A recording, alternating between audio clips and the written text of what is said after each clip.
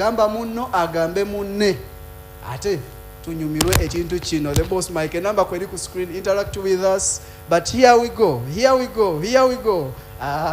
For now, I want to first take you to the fashion news. Amawulira gatambudde mu industry wano, both national and international wise. Let me start with bagamba home is the best.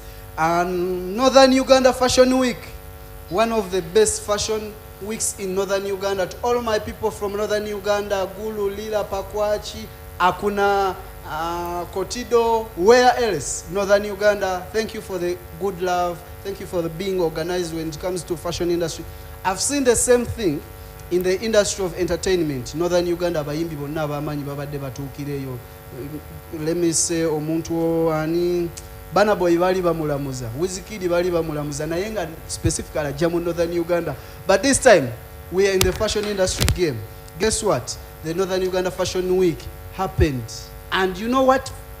All Northern Uganda people came through and supported. This shows what? That obumu obuli mu Northern Uganda mu butuufu bw'amaanyi. So to everyone, abali mu fashion weeks za Western Uganda, abali mu fashion weeks za Central wano, in Northern Uganda. So that sijabirwako, but still a lot of brands, style and fashion awards are back. Big and better, come through and support.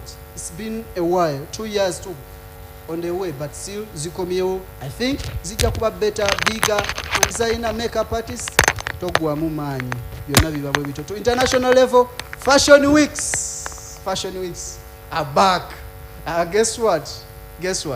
I'll tell you. But today I have a tip for you. Best fashion schools on international level. When I say best fashion schools, but design abamanyi bonna brand zemulabe Louis Vuitton, Dio, Gucci, Balenciaga, basi obazo oba creative director bazo basomeddeko mu masomero gano. Ziringa 15 olwakadde njabba wako amasomero nga 10. Mugamanyeko gwe buli brand gyolabe yengoye yakabigwe gyoli eyo gyoyambadde bano gye basomera. Fenga ffe wana Uganda bwe tuyina zi institutions, zi university, abaana gye basomera fashion and design. Nebweru, mainly the whole university esobola okuba nga esomesa art and design, fashion and design, beauty or cosmetology. Ku number 1, I promised you kambawe 10, those ziri nyingi naye number 1, we have Parsons School of Design, erimu New York, USA. Eyo, I think by next Saturday, buli university jemba wadde wano, nja kukomawo mbabulire na brand ki oba creative director kye yasomerayo. Number 1, Parsons School of Design, erimu New York, USA. Fashion Institute of Technology, FIT, erimu New York, USA. Yokusatu eri Central St. Martins, CSM, eri London, UK. London College of Fashion, abasinga mwenna gye mumanyi abali mu fashion industry kuba yo nayo nga institution eri active. Eri UK. Number 5, tuyina mu Royal Academy of Fine Arts, eyo eri wa Belgium. Ku number 6, tuyina Istituto Marangoni, eri Milan, Italy. Ku number 7, tuyina Polimoda eri Florence, Italy. Ku number 8, tuyina mu École de la Chambry, Sidan de la Cotra baina manya eri Paris, France. Ku number 9, tuyina Esdomo International, eri Paris, France. Ku number 10, tuyina Bunka Fashion College, eri Tokyo, Japan. Nga nsembyayo yennyini buli fashion designer gwolabe Japan, buli fashion stylist, makeup artist ali Japan, basically n'abali China basomera mweno university gye bayita Bunka Fashion College. Yemu kubasomeseza abaana ne branding nga zi new mweze mumanyi basomedde mweno institution. To here bwe nkikomyawo wano, how many schools ezifuddeyo okufollowing aba fashion students baabwe? Let me say Uganda Royal, YMCA, Makerere University. Have you tried to follow your student who did fashion and design, cosmetology, art and design, architecture, and you see how they progress? Guess what? This institution on international level, they follow up batambuza ekintu kyabwe ne bafollowing abaana baabwe bwe basoma. Of course byebyo bibadde mu fashion industry for the fashionable music videos. I think next Saturday njabaleetera video for so far omwaka nga twakakutandika wano we tuli video zisinza okunyuma n'okubeera latest bwe kituuka mu kwambala mu makeup mu ngoye ba video director nga babifaako. For now we're going to talk about the beauty. We're here at Mabilis Complex Level 4. The brand gye tulimu bagita Kampala Beauty Academy. Emu ku brand ezakabi eziri international, Uganda yonna, East Africa nga zifa ku bulungi bw'abakyala. Of course n'abaami babafaako temulowooza. When we are back, I told you, welcome from the fashion news, of course, national and international. This is the best show in the land where we bring you cream de la cream. If we're talking about the fashion stories, Tukua authentic stories. But guess what? On the crotch, I'm with a model, one of the icon of new era when it comes in modeling, fashion beauty, fashion hairstyling. Mwogeredde ebitiibwa bingi, mwogeredde amaanyi mangi, mwebuuza yaani, atubuuzeeko, atweyanjulire, tumumanye, ate tutandikire awo. Most welcome on the show. How are you doing? You're not going to tell me that you're going to depend on someone to just enter into modeling. You just need to do it as you. Yeah. First, tell us briefly about your journey of modeling, because people want to know young girls. How did you inspire, like checha kusikiriza okugamba nti let me join modeling, not fashion designing, not makeup? Yeah, okay. My journey into modeling was a total decision of myself, coming up with things that I used to see as negativities, because friends used to describe me as a tall girl and I couldn't even fit into the group. So I started to join modeling because I felt like that is where I belong. Yeah, I felt like that is where I belong. Kati Uganda zirumanyi nnyo bulungi naye ngenda kwogera byemmanyi. Yeah, but modeling ekyandeetera okujoininga modeling, it was like mikwano gyange baali nga criticizing. I used to appear tall kubanga nalina short friends. So I remember we used to have there is a certain year that we had a wedding, and I was criticized because I was chosen to be among the bridesmaids, and I was told never to pay a lot of money to buy a cloth because my material was like my height could take a lot of material. So I could ask myself, where do I belong? You know what I mean? So I came to know that models are tall, and that's why I decided to be a model. So that's her fashion journey, modeling journey. So far, for the first time, which modeling agency do you join the first? Literally, I didn't think of any agency at the moment, but I thought of like working with Jorams, but it didn't work and it hasn't actually happened yet. But at first I joined in with Lit Models, Uganda. Yeah. And then after, take us through all modeling agencies you have joined. Okay, I was just in Lit Models, and from there I've been working as a freelance model. Yeah, I haven't been in any other agency, though I've been working with different creatives. What made you to say no? For now I feel like, no, I don't want to work with modeling agencies. Modeling agencies are really nice. I would say they push a lot, but I felt like personally, it was just a personal decision, because I felt like I'm not being pushed a lot to my expectations. That's why I decided to work as a freelance model. So far, how many brands you have worked with in Uganda? I've worked like with different brands. I've ever worked with this. Oh my God, sorry, I'm forgetting the names. I've worked with Belle Deluxe. I've worked with a recent show, Gabriel Ba. Yeah. Big. Gabriel, how are you doing, man? How is Congo? How is France? That's my big guy. Yeah, I worked with that. I've worked with Anzaria. Yeah, I've worked with lots of brands actually. Yeah. Let's come back on the normal fashion layman is say. To you as a model, the challenges, first the positive side of the modeling industry. Ekutambulidde etya, obulumi buliwa, why we still hearing into fashion modeling, still people criticizing it. What comes into your mind? Literally, I would say I'll first start with positive side of it. It has actually, modeling has actually helped me meet different people, also boost my confidence, and also like work with different creatives, you know. And also, I love it because, you know, sometimes you get to just like experience those things that are small, but they're worth experiencing them. And on the negative side, I would say like there is high competition in modeling. And models are not even you fear competition. Exactly. I thought that it is in the music industry. No, competition is so high. I would give this example. Like, if I'm chosen to be a vixen in a certain song, we are having lots of vixens out there who aren't models, and an artist is gonna choose someone who is gonna go maybe being free in a video, then not choosing the model who's gonna ask for 500 or something, you know.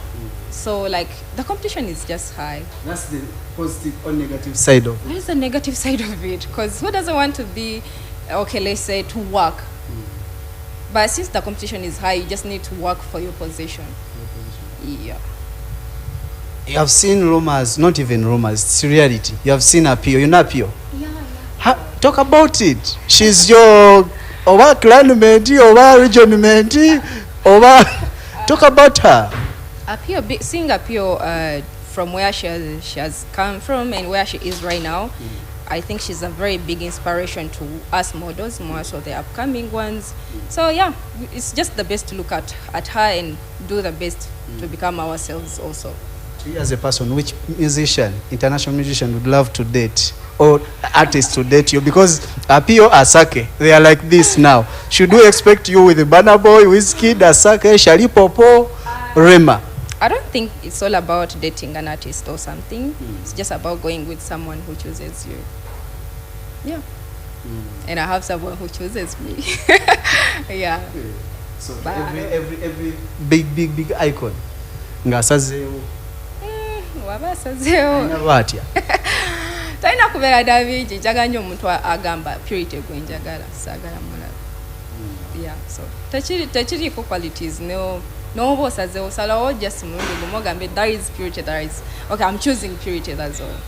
Yeah. Talk about the fashion industry basically. You as a person ojibaddemu era okyagirimu. How do you see it on the rate of 10%?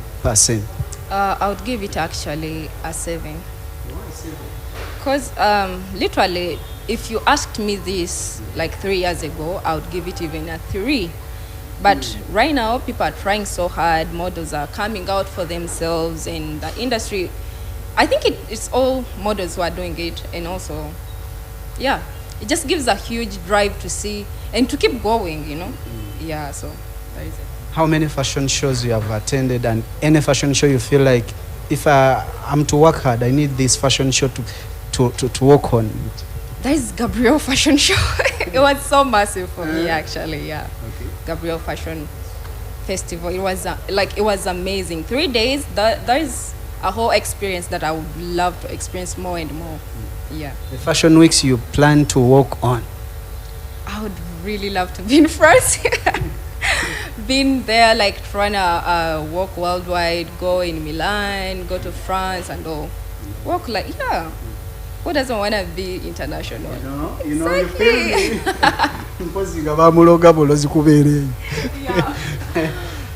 How do you see, because here we have been with Kampala Fashion Week, it went off. It is not on the market. How can we do it? How can we convince the city tycoons, the government, the fashion big stakeholders to bring back our fashion weeks? You, in your expectation? I think what the government should also see is like these fashion industries and everything that they're trying to do is not only dealing with the people in it there and then. It's all about like the people, or maybe let's say the upcoming youth. They just need to see someone like who can inspire them, you know. Let's say an upcoming model, if they see this industry, or maybe now there is a fashion show and the models are just doing their best to do it, someone's gonna be inspired, not only to be a model, but in different aspects. I might be like, someone can be inspired to see like, oh, Purity can work in like these different shows and different audience. Someone can be inspired to be a singer, to be a fellow model, and all different things, you know. Yeah. And to the tycoons or to the don who have money? For those ones, should just invest. Yeah, you guys invest in us, I beg. Yeah. All right, on the set, we have her. She's a fashion model, I've told you. But guess what? We're here at Mabilis Complex, level 4, Kampala Beauty Academy, one of the best brands when it comes to the beauty, makeup, hairstyle. In a few bits, we have the spokesperson on the crotch. Let's hear what she's saying about the hairstyle, the beauty, with the model and the beauty hairstyle. Let's do this. What up extra misono short time. What up extra misono, I told you, we the best fashion TV show in the land. Munange, we tukuchaza, you know I've been hosting people, never chikubirawo, ati never tada. Please, once we host you and you blow in on international level, both national and international, you still come back, not to bonga ko munange. Yes? Real, like, like real homie, man. This is not bad energy, man. I was shining good because we make you. But don't forget, we can break you, as Jay-Z said and as Kanye West said. But you have to be very anyway. Just say, cover the kang and go moto. Sika TV over ka media. Kusaidie no o mukuba kola mu brand ye na basingo kola enviri, basingo kola ka makeup akanyirira. You most welcome on the show. How are you doing? I'm alright. You good? Yeah. First greet to our people, millions and amutano zikulabe Uganda. Wow. Babuzeko. Hi everyone. Hey. I'm Winnie from Kampala Beauty Academy. I work as a teacher here, and we are much privileged to be with On you, UBC Star. On UBC Star. It's a good brand, and we believe that we're definitely here to serve you. And at Kampala Beauty, we love you. Wow, thank you. Pleasure to have you also. Let's briefly talk about you as a person, your teacher in this brand. What inspired you to join and go and study this kind of stuff? Checha kusikiriza noga makangende mbisome, because tuina abana abawala abali eyo abatudde ku TV nga they really wanted this, but tebalina ba motivating, tebalina ba guiding to you as a person. Personally, I may say I grew up loving it. However, I was blessed. I come from a family that into this industry. Specifically, the events whereby at our home, we basically match in events, decor. So when I grew up, I wanted to add something besides the decoration part, because the seasonality in the bit of the industry for events made me to desire so much to add something on my career as a decorator. If I can add something like makeup, in and out of season, you can be able to work in. So out of that, I really desired it. Like said that actually I did my bachelor's for social work and social administration, and then I was like, let me pursue this industry. So it's something I really liked. I hope as a so. person, and the direction that I was given from my background. First session, no gamba, no, let me go and study from here. Watandikirawo, wajisomerawo, wabisomerawo. I started within via Esther School of Beauty. Oh, yeah. Wow. Big up. So to you as a person, ne Kampala Beauty Academy, how do you join? How do you like say, no, let me work with this brand? Because so many brands is a salon, yazili mu Uganda, nebweruwa Uganda. No gamba, I would think, let me decide to work with Kampala Beauty Academy.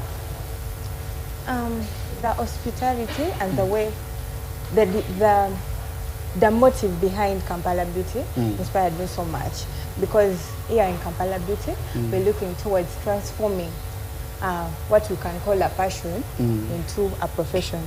Like just not having a passion within you, but to see it in physicality and do it in a professional way. You know that you can be a makeup artist and you do it in a casual way or what. But here, they are looking towards making someone do it in a professionality, not only practicing it, but in a professional way. Ku social media wano bali mukungamba oluzungu nga lungi, nafa abooluganda temutuleka. Etuuse message. Tuli live gwaya nagala kyonna. You share, send your message. The number is on your screen. You can about the hair and the fashion modeling side. Ku side eyo twogere ku bika by'enviiri as Kampala Beauty Academy byesiba oba byesomesa n'abayizi bayo, because I've seen a lot of people, a lot of salons nga omwana asoma hair stylage as in Kampala Beauty Academy mwe mubasomesa biki? Tutandikire ku nviiri tujje ku makeup. Wano tugaba buffet, so everything that concerns hair we really provide. Munakanasa to kanabiri, crochet, dreads, and everything. Whatever you name it, you lead it to. Yeah, because we really know that Aboluganda tobeera bira bandi bubi wano kulai. Tumanyi bulungi inti industry ya fechuka. Lera kaviri kajonas industries elete producing always and always. Chetukola to keeping up to date. Nafene tubanga tulika kaviri akapawe kajja. Come here and teach our students so that when they go out they tebaba outdated intata bikasera kasibe kanono nga. So for us, whatever that comes our way, we really try to see that our students are also equipped with that hairstyle or a brand. Okay. Kati bwaba client yebwa yajane style ye oba you can recommend, because abantu abamajane hairstyle naye nga sometimes omutwe aina kabolo aina chibolo aina kakona sivumyete omaita muzi jonkera omugamba ati tufukagala naye omutwe gwo kimaleeyo newaba nga kimaleeyo ogamba omutwe kati me that some hair so I can't pay it. I know my age. Actually I know even my color besides actually considering the hairstyle color, you know someone ends okujanga matekako ka pink because she saw someone over any celebrity doing that hair nagamba nange kanti kono mugamba naye pink onamsobola onanyuma like even your associate tanyige nava mu salon yamu nenga alese pink oba green yaliawo mugamba naye yanange wano lero togenda yita if she's okay with it. Omuntu agenda mu shows za fashion, omuntu agenda mu office, n'omuntu ali mu normal life ye buviri kibwe yandisibye. Let's start with the fashion events, fashion shows, because we have a fashion model here on the crotch. Tutandikire mu fashion modeling over fashion events. Kwenze ndowooza nnyo nti ebika by'enviiri kiyinza obutamattarenga naye nze oluusi ekita impression is where I work from. Tosobola kubanga oli ku ssomero n'obatwalira akaviiri ka green ng'okasibe kali bright wenna oyakira mu kibiina bw'oti ofuuze Christmas tuli kati buli enviiri kisinziira engeri artist oba hairdresser wazikwatamu naye nga zisobola otuuka nze ekimpressinga okwata audio and colors. Tosobola kuteeka waliwo abasiba enviiri colors nga 8 naye nga tosobola gitwala mu ofiisi ya muntu who is a lawyer. Like let me say ng'okolera mu law firm n'oteekayo wano ina purple wano green wano ki, so color conceptions gyentwala nga oluusi etta enviiri n'ekintu how you present yourself, but any other air as long as ng'omanyi wa wooyimirira oba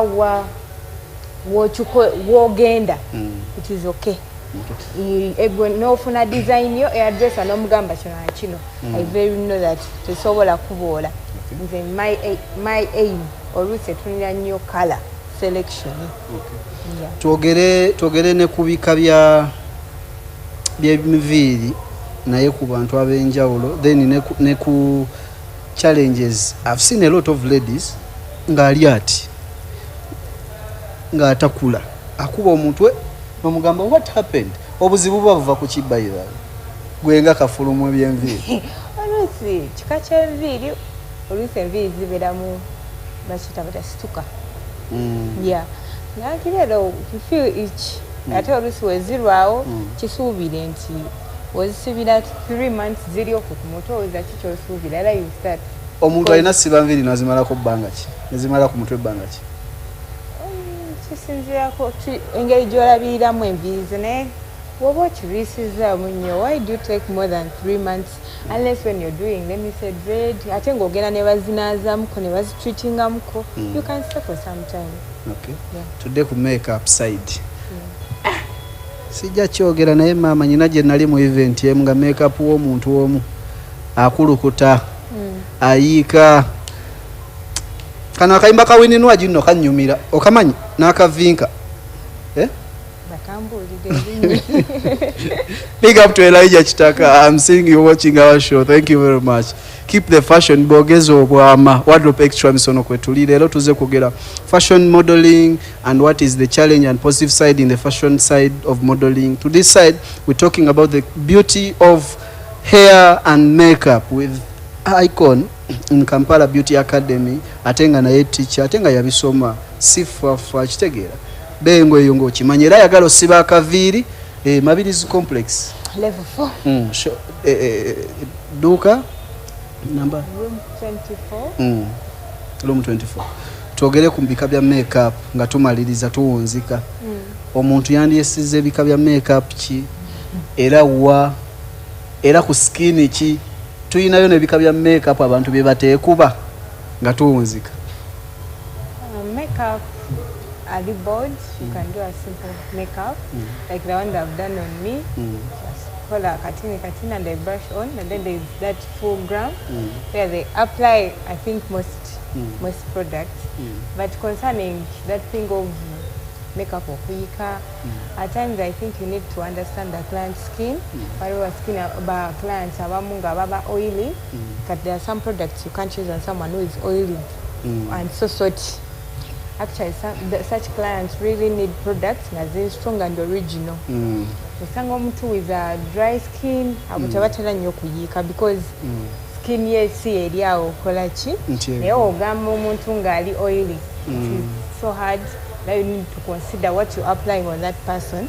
Now having a good products ezimutuulako bulungi ne products those selecting in doing someone they also matter.